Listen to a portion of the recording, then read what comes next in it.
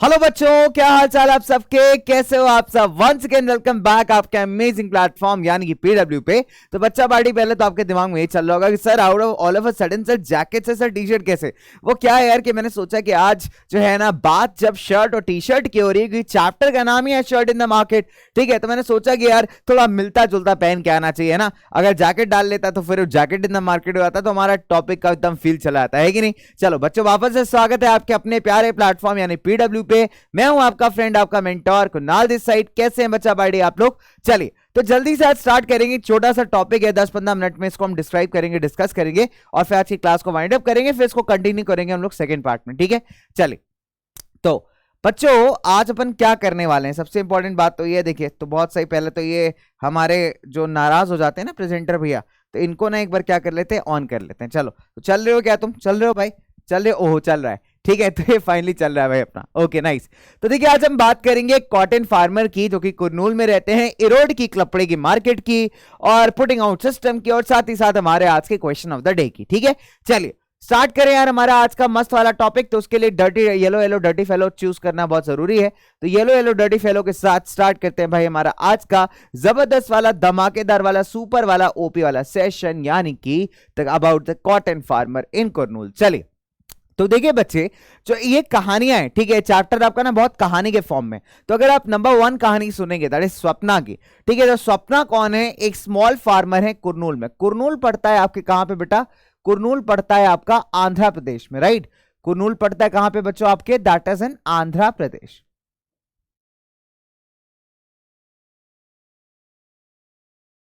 ठीक है। कुरनूल पड़ता है आपके आंध्र प्रदेश में। तो जो स्वप्ना है हमारी, वो कौन है भाई, एक छोटे किसान है, एक स्मॉल फार्मर है। तो अगर हम बात करें स्वप्ना की, तो she is a small farmer. कौन है बेटा ये, she is a small farmer, एक छोटी किसान है। क्या उगाती है, किस चीज की किसान है बच्चे, ये आपके ग्रो करती हैं cotton. Cotton, she grows cotton, ठीक है, शी ग्रोस कॉटन। यानी कॉटन समझते हो, कॉटन जिससे कॉटन वाले कपड़े मिलते हैं, इसको हम हिंदी में क्या बोलते हैं, कॉटन के कपड़े होते हैं ना जो हम लोग समर्स पे पहनते हैं जनरली, ठीक है। गर्मी से हम लोग को बढ़िया मस्त ठंडा रखते हैं। तो जो कॉटन होता है बच्चे, वो अपने छोटे से पीस ऑफ लैंड पे ग्रो करती है। अब क्या होता है बच्चे, जो कॉटन की बॉल्स होते हैं ना कॉटन प्लांट की, जब ये पक जाती हैं, ठीक है, एंड कुछ आप कह सकते हो कि बर्स्ट हो जाती है। देखिए जो कॉटन का प्लांट होता है वो कैसा होता है, ऐसे कॉटन की बॉल्स होती हैं, फिर वो फटती हैं, तो उसमें से व्हाइट व्हाइट से ना फ्लावर टाइप के निकलते हैं और वो फिर हवा में उड़ने लगते हैं। कई बार आपने गर्मियों के टाइम पे देखा होगा कि ऐसे व्हाइट व्हाइट से उड़ के आते हैं ना, उनको बुड्ढे के बाल कहते हैं कई बार हम, ऐसे ना एकदम देसी लैंग्वेज में। तो बच्चे वो कॉटन होता है, ठीक है। तो कॉटन सीड्स बस्ट करती हैं, तब उस तरीके से बहुत सारे एरिया में उड़नी स्टार्ट हो जाती है, राइट। तो सपना जो है अभी कॉटन को बिजी है पिक करने में, she is very busy picking the cotton. फिर अगर आप देखेंगे बच्चे, ये क्या करेगी कि ये जो बॉल्स है ना कॉटन की, इनको ये ले जाएगी बच्चे, सिंपल सी बात है, कहां पे, तो ये मार्केट में लेके जाएगी। लेकिन इसको ये देखना जरूरी है, क्या देखना जरूरी है कि नंबर 1 कि जो जितनी भी आपकी कॉटन बॉल्स हैं सारी की सारी एक साथ हार्वेस्ट नहीं करती, ठीक है, एक साथ ऐसी ओपन नहीं होती, राइट। बर्स्ट मतलब ऐसे फूटती नहीं एक साथ, राइट। तो इनको टाइम लगता है, तो उसको क्या करना पड़ेगा, इसको थोड़ा सा वेट करना पड़ेगा जब तक ये कॉटन बॉल्स आपकी पूरी तरीके से हार्वेस्ट नहीं हो जाती, राइट। चलिए तो एक बार कॉटन को इसने कलेक्ट कर लिया, ठीक है। तो instead of selling at the Kurnool cotton market, Swapna और उसके जो हस्बैंड है वो लोकल ट्रेडर के पास इसको लेके जाते हैं, राइट बच्चे। तो ये क्या करते हैं, ये कुरनूल की जो कॉटन मार्केट है वहां पे अपना कॉटन बेचने के बजाय इसको लेके जाते हैं एक लोकल ट्रेडर के पास। किसके पास लेके जाते हैं बेटा, एक लोकल ट्रेडर के पास, ठीक है। फिर अगर आप देखोगे कि beginning of the cropping season, यानी जब क्रॉपिंग सीजन स्टार्ट होता है, उसके स्टार्टिंग में सपना ने क्या किया है, 2500 रुपए यहां पे बोरो किए हैं ट्रेडर से, ठीक है। सपना ने कितना अमाउंट बोरो किया है बेटा, सपना ने बोरो किया है आपका 2500 रुपए, ठीक है। कितना बोरो किया है, दैट इज 2500, ठीक है। 2500 रुपए at high rates of interest,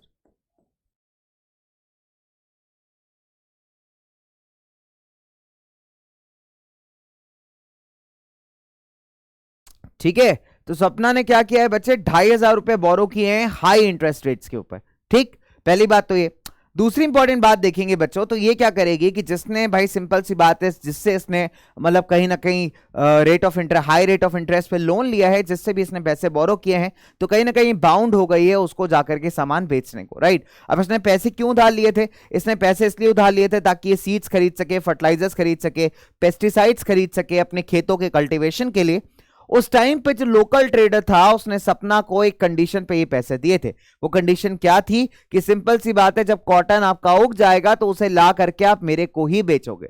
तो क्योंकि इसने यहाँ पे लोन लिया है हाई रेट्स ऑफ इंटरेस्ट, तो सपना अभी क्या हो चुकी है बच्चे, बाउंड हो चुकी है उसी ट्रेडर को अपना कॉटन बेचने के लिए। अगर नहीं लिया होता तो शायद एक कर्नूल की कॉटन मार्केट में जाके भी कॉटन बेच सकती थी, लेकिन सिंस उसने लोन लिया और लोन भी इसी एग्रीमेंट पे मिला है कि भैया आप मेरे को ही आके कॉटन सेल करोगे, that's why she is bounded to sell the cotton. फिर अगर हम बात करें बच्चों यहाँ पे कि जो कल्टीवेशन है कॉटन का, उसमें बहुत सारी चीजें रिक्वायर होती है ना, जैसे फर्टिलाइजर्स हो गए, आपके पेस्टिसाइड्स हो गए, एंड फार्मर्स को ना काफी जो है इन्वेस्टमेंट करना पड़ता है, वो भी बड़ा। ठीक है, यहां पे काफी बड़ा इन्वेस्टमेंट जो है फार्मर्स को हमारे करना पड़ता है, राइट। एंड कहीं ना कहीं बच्चे जो हमारे छोटे किसान होते हैं इन एक्सपेंसेस को मैनेज करने के लिए क्या करते हैं, ये लोग छोटे मोटे लोन ले लेते हैं। अब क्योंकि इनके पास बहुत सारे डॉक्यूमेंटेशन होते नहीं, तो बैंक्स वगैरह से लोन मिलना थोड़ा इनको मुश्किल हो जाता है, राइट। तो ये लोग क्या करते हैं, जो अपने लोकल मनी लेंडर्स होते हैं, जो लोकल ट्रेडर्स होते हैं, उनके पास जाते हैं और उनसे ये लोग लोन ले लेते हैं। ठीक है, अगर हम बात करें जो ट्रेडर का, जो आप कह सकते हो यार्ड, ट्रेडर का यार्ड मतलब ट्रेडर की दुकान है, वहां पे दो आदमी लगे हुए हैं, वो क्या करेंगे, कॉटन को मतलब वे करेंगे, कॉटन का वजन नापेंगे। ठीक है, कैसे वजन नापेंगे, बहुत सिंपल है कि 1500 रुपए पर क्विंटल के हिसाब से जो कॉटन है करीब 6000 रुपए का कीमत हुआ उसका। ठीक है, अब क्या करता है बच्चे, बहुत सिंपल सी बात है कि जब ये कॉटन लेकर के गई उस ट्रेडर की दुकान पे, तो वहां पे दो लोग थे, उन्होंने कॉटन का वेट नापना स्टार्ट किया। ठीक है, अब 1500 रुपए क्विंटल के हिसाब से 4 क्विंटल कॉटन रहा होगा तो करीब 6000 रुपए बने। अब 6000 रुपए में से जो सपना ने लोन लिया था 2500 का, उस पर इंटरेस्ट भी होगा, तो वो मिला जुला करके 3000 रुपए जो थे ट्रेडर ने काट लिए और 3000 रुपए सपना को वापस दे दिए। अब सपना ने कहा कि भैया 3000 ये तो बहुत ना इंसाफी है कि नहीं। तो ट्रेडर ने कहा कि भैया कॉटन जो है ना मार्केट में बहुत सस्ता मिल रहा है, मतलब बहुत सारा कॉटन है अवेलेबल मार्केट के अंदर और कॉटन का दाम बहुत कम है, वो तो फिर भी मैं तुमको बहुत ज्यादा प्राइस दे रहा हूं, राइट। सपना ने कहा कि यार मैंने इतनी मेहनत की है, इतने घंटों मेहनत किया है यहाँ पे इस कॉटन को उगाने के लिए। ठीक है, आप देख सकते हो कि कितने फाइन और कितने क्लीन क्वालिटी का कॉटन है, तो मेरे को उम्मीद थी कम से कम मुझे ज्यादा पैसे मिलेंगे, लेकिन ऐसा होता नहीं है। ठीक है, यहाँ पे ट्रेडर चालाक है। ट्रेडर क्या कहता है कि अम्मा मैं तुम्हें बहुत अच्छे पैसे दे रहा हूं, बाकी ट्रेडर तो इतने भी नहीं दे रहे, इनफैक्ट आप जाओ तो जाके कर्नूल की मार्केट में पता कर लो। ठीक है, अब सपना कहती है कि भैया गुस्सा मत करिए, मैं आपको कैसे डाउट कर सकती हूँ, है ना। तो बट मुझे ये था कि शायद मैं थोड़ा ज्यादा कमा पाऊंगी। ठीक है, थोड़ा इतना कमा पाऊंगा कि एटलीस्ट जो है मुझे कुछ महीनों का गुजारा हो जाएगा। सपना को पता है कि अगर वो मार्केट में बेचने जाएगी तो कम से कम उसका कॉटन जो है वो 1800 पर क्विंटल के हिसाब से बिकेगा। ठीक है, अभी क्या हो रहा है कि यार 1500 पर क्विंटल के हिसाब से खरीदा है, तो उसको पता है कि मार्केट के अंदर 300 रुपए पर क्विंटल जो है उसको प्राइस ज्यादा मिलने वाला है। अगर 1800 रुपए के हिसाब से बिकता तो 70 to 100 रुपीज किसको मिलते, सपना को मिलते। ठीक है, तो शायद वो 1200 रुपए और कमा पाती, राइट। लेकिन दिक्कत ये है कि उसकी मजबूरी है कि उसने लोन ले रखा है। ठीक है, अब अगर हम बात करें, but she doesn't argue further, तो ट्रेडर यहाँ पे पावरफुल मैन है विलेज के अंदर, है ना। फार्मर्स को हमेशा उसके ऊपर लोन के लिए डिपेंड होना पड़ता है अपने जितने भी खर्चे मैनेज करने के लिए, साथ ही साथ और भी बच्चों के स्कूल की फीस हो गई या कुछ बीमारी वगैरह हो गई, तो ये ट्रेडर से ही पैसे लेकर के उधार जो है काम चलाते हैं। ठीक है, और कई बार ऐसा भी होता है कि जब साल में कोई काम नहीं होता, ठीक है, और वर्कर्स के पास कोई इनकम नहीं होती, तो उनके पास लोन लेना या फिर उधार लेने के अलावा कोई ऑप्शन नहीं बचता, और उस उधारी के समय में कौन काम आता है, आपका ट्रेडर ही काम आता है। ठीक है, चलिए फिर अगर मैं बात करूं सपना की जो अर्निंग है कॉटन कल्टीवेशन से, वो बहुत कम है। ठीक है, हो सकता है वो इतनी कम है कि मे भी उसने अगर as a daily wage labourer अगर काम किया होता, दिहाड़ी पे काम किया होता, तो शायद ज्यादा हो सकती थी, लेकिन अगर हम बात करें तो इसकी कॉटन कल्टीवेशन से जो टोटल अर्निंग है वो काफी ज्यादा बेटा कम है। तो अभी हमने क्या सीखा यहाँ पे, हमने एक चीज सीखी बच्चों की, जो हमारे स्मॉल फार्मर्स है वो जनरली सफर करते हैं बहुत ज्यादा। ठीक है, और कई बार ऐसा होता है कि जो एक्चुअल कॉस्ट ऑफ प्रोडक्शन है उसके हिसाब से आपको मार्केट में वैल्यू नहीं मिल पाती, या इस टाइप ये जैसे ट्रेडर था, इस प्रकार के बहुत सारे ऐसे लोग होते हैं जो एक्चुअल वैल्यू यानी एक्चुअल पैसा आपका खा जाते हैं और अपना प्रॉफिट तो सॉलिड बनाते हैं, लेकिन जो मेजर प्रोड्यूसर्स हैं उनको कई बार चीजें अर्न नहीं कर पाते, राइट। फिर अगर हम बात करें, एक और एग्जाम्पल आता है हमारे पास कपड़ा मार्केट का, इरोड की, राइट। इरोड एक जगह है आपकी तमिलनाडु में, इरोड में हफ्ते में 2 बार मार्केट लगती है कपड़ों की। ठीक है, इरोड में हफ्ते में 2 बार मार्केट लगती है, किसकी, कपड़ों की मार्केट लगती है, और one of the largest cloth markets in the world. ठीक है, ऐसा नहीं कि सिर्फ शहर के अंदर बड़ी है, वर्ल्ड के अंदर one of the largest cloth market है।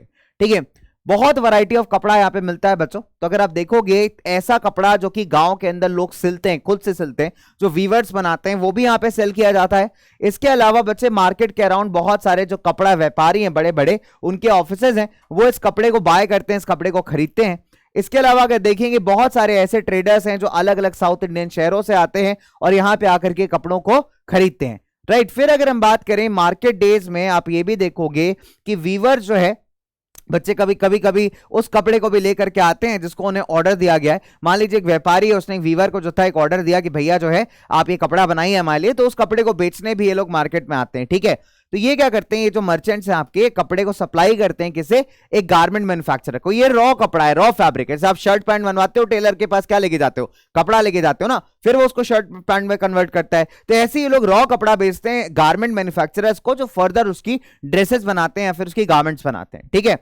फिर अगर हम बात करें बच्चे धागा खरीदते हैं, धागा खरीदने के बाद वीवर्स को इंस्ट्रक्शन देते हैं, है ना। जो मर्चेंट्स हैं हमारे, जो व्यापारी हैं इस टाइप के ट्रेड में इन्वॉल्व, वो क्या करेंगे, धागा खरीदेंगे, धागा खरीद के वीवर्स को देंगे जिनका काम है कपड़ा बुनना। उनको इंस्ट्रक्शन दिया जाएगा कि इस क्वालिटी का, इस तरीके का कपड़ा चाहिए, और उसके बाद क्या होगा बच्चे, बहुत सिंपल सी बात है कि भाई कपड़ा बनाया जाएगा, राइट। चलिए एक एग्जाम्पल देखते हैं हम लोग कि पुटिंग आउट सिस्टम कहते हैं इसको, कि एग्जाम्पल देखा जाए कि भाई पुटिंग आउट सिस्टम क्या है हमारा। तो देखिए मर्चेंट क्या है कि वीवर के बीच में काम डिस्ट्रीब्यूट कर देता है, right, based on the orders that he has received, ठीक है। अब यहां पे क्या होगा, जो वीवर से उनको यान मिल जाएगा, यान का मतलब होता है धागा, ठीक है। तो यान का मतलब होता है आपका थ्रेड। तो जो यान होता है बेटा, ये किसको मिल जाता है, वीवर्स को, ठीक है। कौन देता है, जो हमारे व्यापारी होते हैं, जो कपड़े का व्यापार कर रहे हैं वो लोग, ठीक है। चलिए तो यान मिलता है वीवर्स को। वीवर्स के लिए ये अरेंजमेंट के दो एडवांटेजेस है। क्या एडवांटेजेस है, नंबर वन कि वीवर्स को अभी कपड़ा खरीदने में, यानी धागा खरीदने के लिए अपना खुद का पैसा परचेज नहीं करना पड़ा, खुद का पैसा नहीं लगाना पड़ा। साथ ही साथ जो फाइनल प्रोडक्ट बनेगा उसको कहां बेचा जाए इसकी भी टेंशन नहीं, ठीक है। अब एक मर्चेंट आया, एक व्यापारी आया, उसने क्या किया, गांव में एक वीवर से कांटेक्ट किया, और वीवर से कांटेक्ट करने के बाद उसको धागा सप्लाई किया। धागा सप्लाई करने के बाद उसका टेंशन फ्री हो गया, ठीक है, क्योंकि उसके पास दोनों टेंशन फ्री हो गए। नंबर वन कि धागे में उसको पैसा इन्वेस्ट नहीं करना पड़ेगा, दूसरी बात उसको बस कपड़ा बना के वीवर को दे देना है, उसको पैसे दे देगा, मतलब मर्चेंट को दे देना है, वो उसको रिटर्न में पैसे दे देगा, ठीक है। तो एक वीवर की दो प्रॉब्लम सॉल्व हो रही है। नंबर वन, उसको धागा खरीदने में, परचेज करने में कोई पैसा नहीं लगाना। दूसरी बात, जो फाइनल कपड़ा वो तैयार करेगा, किसको बेचना है, कैसे बेचना है, इसकी भी हेडेक उसके पास नहीं है, ठीक है। चलिए तो वीवर्स को बिल्कुल क्लियरली पता हो जाता है कि किस तरीके का कपड़ा उन्हें बनाना चाहिए और कितना वीव करना पड़ेगा कि फाइन क्वालिटी ऑफ प्रोडक्ट यहां पे प्रोड्यूस हो पाए, ठीक है। हाउएवर ये जो डिपेंडेंस है मर्चेंट्स का both of raw material markets means that कि मर्चेंट्स के पास बहुत सारा पावर है, ठीक है। बहुत सिंपल सी बात है बच्चों, ये ना इस तरीके के सप्लाई करके क्या कर रहे हैं, वीवर्स को कंट्रोल कर रहे हैं। कैसे कंट्रोल कर रहे हैं, क्योंकि इन्होंने डायरेक्ट कर दिया, अब सारा खर्चा ये उठा रहे हैं, ठीक है।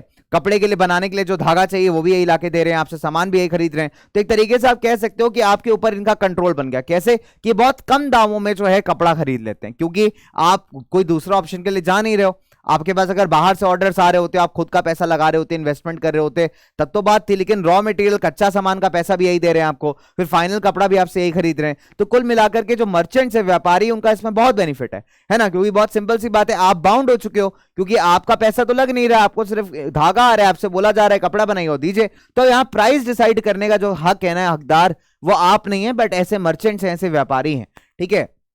तो वीवर्स के पास अभी कोई भी ऑप्शन नहीं बचता यहां पे नेगोशिएट करने का या फिर बार्गेन करने का।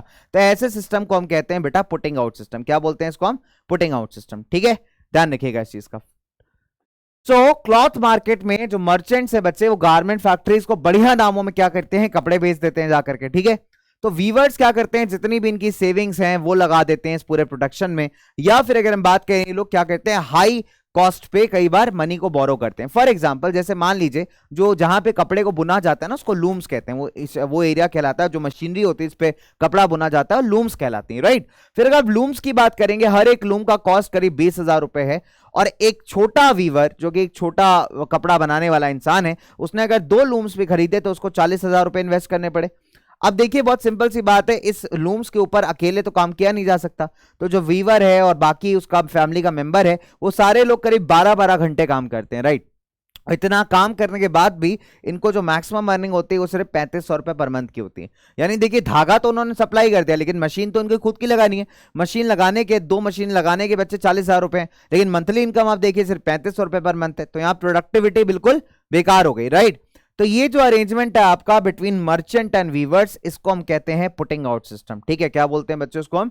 Putting out system. सो जो मर्चेंट्स हैं,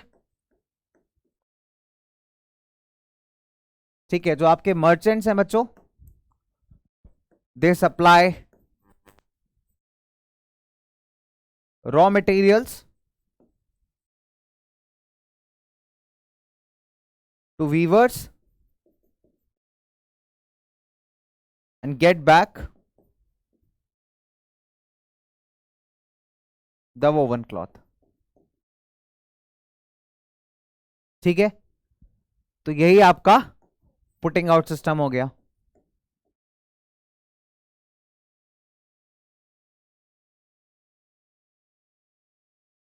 ठीक है, सो जहां पे वीवर्स क्या कर रहे हैं बच्चे, so that is called is putting out system. यहां पे क्या हो रहा है, मर्चेंट रॉ मटेरियल सप्लाई कर रहा है और फाइनल प्रोडक्ट यानी फिनिश प्रोडक्ट, यानी जो कपड़ा है बच्चे, जो वोवन क्लॉथ है, इसको हम क्या कहेंगे? This is the finish product. ठीक है, इस फिनिश प्रोडक्ट को, इस फाइनल प्रोडक्ट को जो है बच्चे यहाँ पे वीवर से खरीद ले रहा है। ठीक है, तो इस टाइप का सिस्टम क्या कहलाता है बेटा आपका? इस टाइप का सिस्टम कहलाता है that is putting out system. ठीक है, sorted.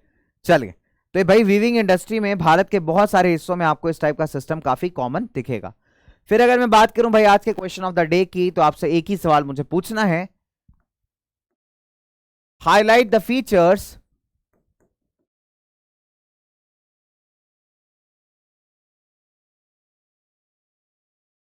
Of cloth market of Erode.